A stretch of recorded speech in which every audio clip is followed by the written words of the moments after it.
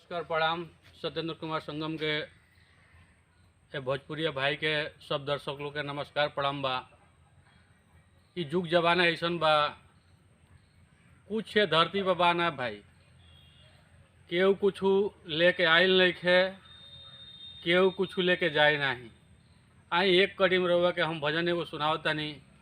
ये गजेंद्र बाबा की आदेशानुसार कौन चैनल है बाबा? GMR channel, GM star channel के आप लोग सब्सक्राइब करी, नया से नया वीडियो पाई। गजेंद्र बाबा के चलावल ई चैनल बा। कौन चैनल बाबा? GM star channel.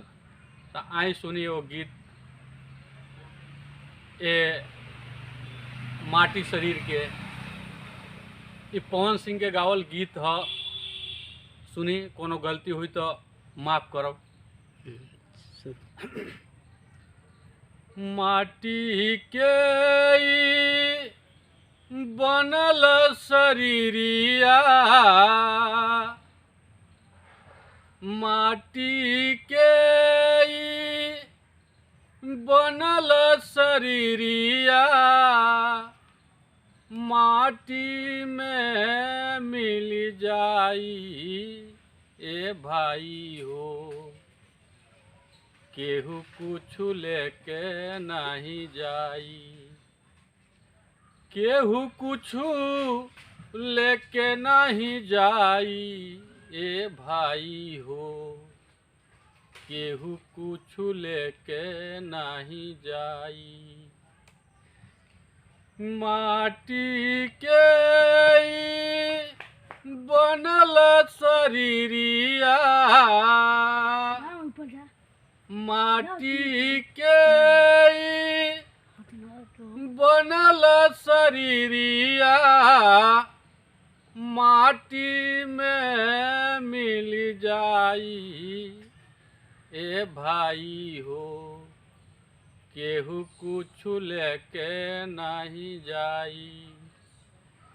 पाप और पुण्य के दुई गो डहरिया, जे बन जे कर संघाती।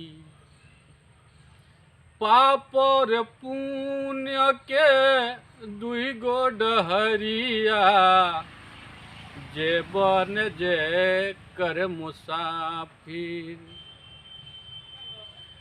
माटी के ई बनल शरीरिया,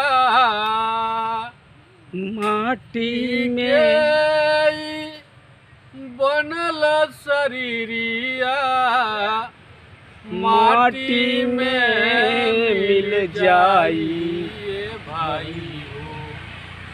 केहू कुछ लेके नहीं जाई, केहू कुछ लेके नहीं जाई ए भाई हो। केहू कुछ लेके नहीं। प्रणाम बाबा, प्रणाम।